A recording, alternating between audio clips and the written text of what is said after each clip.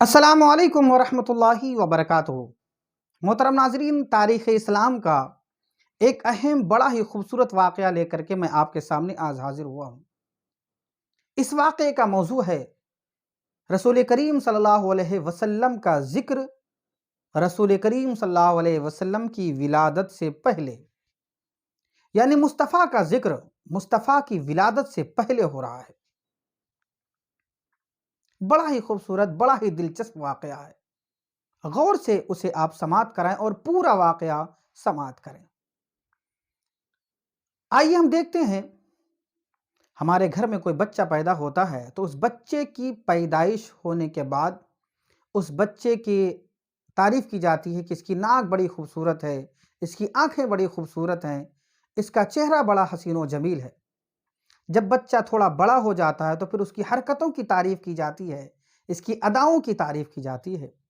جب بڑے ہو کر کے کسی کام میں ماہر ہو جاتا ہے تو اس کی مہارت، اس کے کلا اور اس کے علم و ہنر کی تعریف کی جاتی ہے۔ مگر یہ سب کچھ ہوتا ہے اس کی پیدائش کے بعد، اس کی پیدائش سے پہلے کچھ نہیں ہوتا۔ مگر میرے آقا کی شان یہ ہے، میرے نبی کی شان یہ ہے، مصطفیٰ کی شان یہ ہے صلی اللہ تعالی علیہ وسلم، کہ پوری دنیا نے مصطفیٰ کی آمد سے پہلے ہی مصطفیٰ کو پہچان لیا تھا، جان لیا تھا۔ رسول کریم صلی اللہ علیہ وسلم کے دادا حضرت عبد المطلب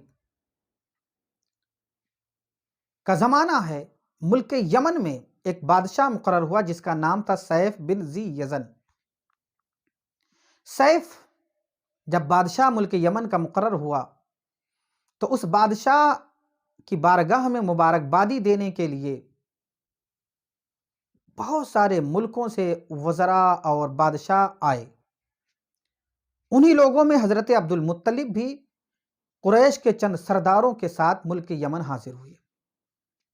جب آپ ملک یمن حاضر ہوتے ہیں تو کیا دیکھتے ہیں کہ پہلے ہی سے وہاں کئی ملکوں کے بادشاہ، وزیر، امیر لوگ وہاں حاضر ہیں۔ آپ نے بات کرنے کی اجازت چاہی۔ بادشاہ نے کہا، اے شخص، اگر تو بادشاہوں کے دربار میں بات کرنے کا ہنر جانتا ہے تو پھر اجازت دی جاتی ہے، تمہیں جو کہنا ہو وہ کہیے۔ حضرت عبد المطلب نے اپنی بات شروع کی اور کہا، اے بادشاہ، ملک یمن کی بادشاہت کے تخت پر آپ کو منتخب کیا گیا ہے اور آپ کا انتخاب ہوا ہے، یہ ملک یمن کے لیے بڑا خوش آئند اور بڑا اچھا ہوگا۔ ملک بھی ترقی کرے گا، یہاں کی عوام بھی ترقی کرے گی، خوشحالی ہر چاروں طرف آئے گی، اس لیے کہ آپ کے باپ دادا بڑے اچھے تھے، آپ جس کی نسلوں سے ہیں بڑے اچھے تھے، تو جب وہ لوگ اچھے تھے تو ان کی نسل سے آپ ہیں، آپ بھی بہتر ہیں، آپ بھی سخی ہیں، آپ بھی رحم دل ہیں، اور آپ سے ہمارے اس ملک کی اور بلکہ پورے پڑوس کی ترقی ہوگی۔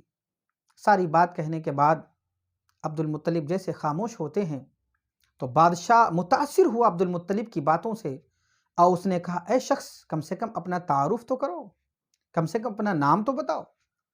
حضرت عبد المطلب نے بتایا کہ میرا نام عبد المطلب ہے اور میں مکہ کا رہنے والا ہوں۔ اتنا کہنا تھا کہ بادشاہ نے کہا کہ اب میں آپ سے تنہائی میں اور آپ سے میں کچھ ضروری باتیں بعد میں کروں گا، آپ جا کر کے آرام کریں، یہ مہمان خانہ اور مہمان کی کھانے کی ساری چیزیں آپ کے لیے مہیا ہیں، آپ کی ضرورتوں کی چیزیں، آپ آرام کریں، میں فرصت سے آپ سے بات کروں گا۔ اب حضرت عبد المطلب اپنے مہمان خانے میں چلے آئے۔ ایک دن گزرا، 2 دن گزرا، ایک ہفتہ گزر گیا، یہاں تک کہ 1 مہینہ گزر گیا۔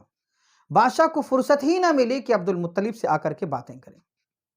عبد المطلب بڑے فکر مند ہوئے، عجیب بادشاہ ہے، نہ مجھے واپس جانے کی اجازت دیتا ہے اور نہ ہی مجھ سے کوئی بات کرتا ہے، کوئی گفتگو کرتا ہے۔ یہاں تک کہ 1 مہینے کے بعد بادشاہ نے عبد المطلب کو بلایا۔ بلانے کے بعد اپنے محل کے ایک خاص کمرے میں لے کر کے گیا۔ کہا، اے عبد المطلب، ایک راز کی بات میں تم سے کرنا چاہتا ہوں، ایک راز کی بات میں تم سے کرنا چاہتا ہوں، جو راز راز ہی رہے، کسی سے واضح نہ کرنا جب تک کہ اللہ کی طرف سے حکم نہ ہو جائے۔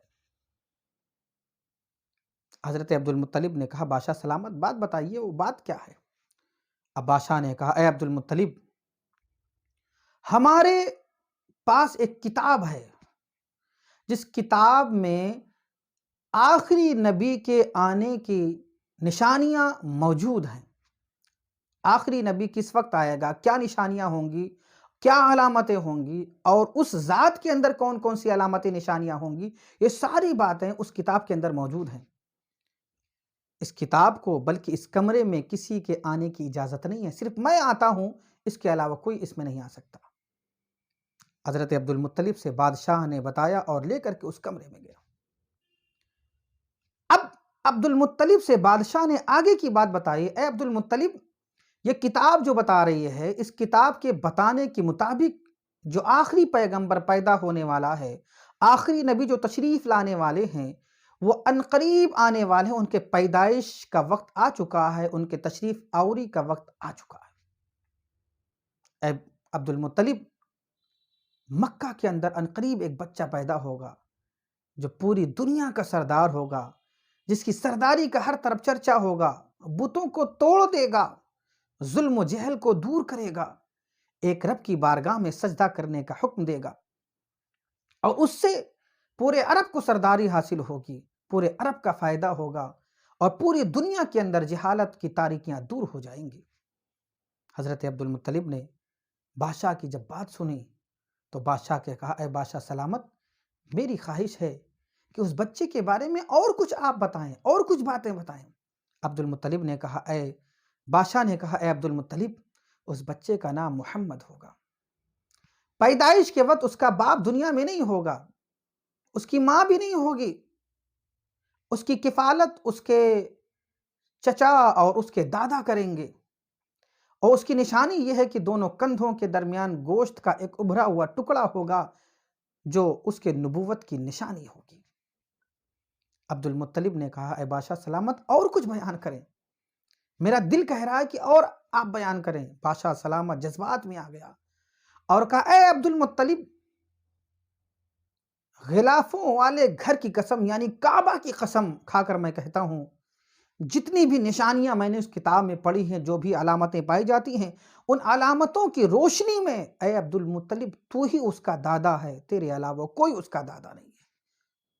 اتنا سننا تھا کہ عبد المطلب کی آنکھوں سے آنسو جاری ہو گئے، سجدے میں گر پڑے، دیر میں اٹھے، اٹھ کر کے بادشاہ سلامت سے کہا، اے بادشاہ، اے سیف، اس بچے کے بارے میں جو کچھ بھی آپ نے بیان کیا ہے، ایک ایک حرف صحیح ہے، حق ہے، اور وہ بچہ پیدا ہونے والا نہیں ہے، بلکہ وہ بچہ پیدا ہو چکا ہے۔ یقیناً میں اس بچے کا دادا ہوں، میرا ایک بیٹا تھا جس کا نام عبداللہ تھا، میں نے اپنے بیٹے کی شادی ایک پاکیزہ خاتون آمینہ سے کر دی، مگر میرا بیٹا انتقال کر گیا، میری بہو موجود ہے، اور بہو سے ایک بچہ پیدا ہوا ہے جس کا نام محمد ہے، اور یہ جو نشانی تو نے بتائی ہے، وہ ساری نشانیاں اس بچے کے اندر پائی جاتی ہیں۔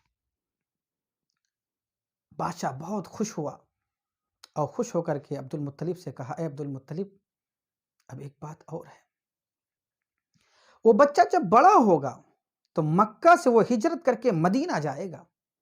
مدینہ کا پرانا نام یثرب ہے۔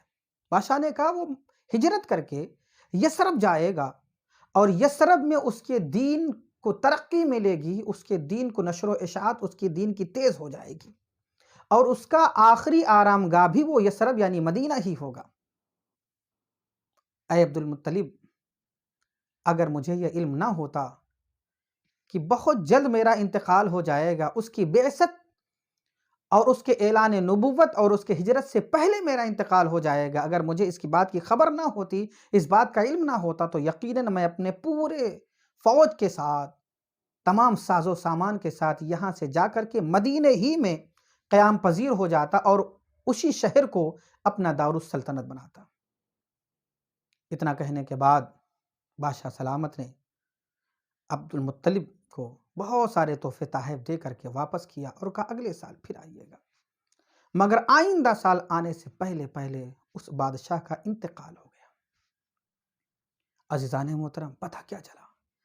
میرے آقا حضور تاجدار مدینہ صلی اللہ تعالیٰ علیہ وسلم کی شان یہ ہے کہ پیارے مصطفیٰ صلی اللہ علیہ وسلم کی ولادت سے پہلے ہی دنیا نے جان لیا تھا کہ وہ آخری نبی پیدا ہونے والا ہے، اس کی ولادت کا ٹائم ہو گیا ہے، اس کی ولادت کا وقت ہو گیا ہے، مکہ کے اندر پیدا ہوگا، ایسے ایسے گھرانے میں پیدا ہوگا، اس کے باپ دادا ایسے ہوں گے، اس کے ماں باپ ایسے ہوں گے، اور وہ بچہ ایسے ایسے ہوگا. ساری چیزیں دنیا نے جان لیا تھا رسول اللہ کی ولادت سے پہلے. یہ میرے رب کا کرم ہے، بے پناہ محبت ہے پیارے مصطفیٰ صلی اللہ تعالیٰ علیہ وسلم سے کہ رسول کریم صلی اللہ علیہ وسلم کو دنیا میں بھیجنے سے پہلے ہی دنیا کے سامنے نشانیاں میرے رب نے ظاہر فرما دی تھی. السلام علیکم ورحمۃ اللہ وبرکاتہ.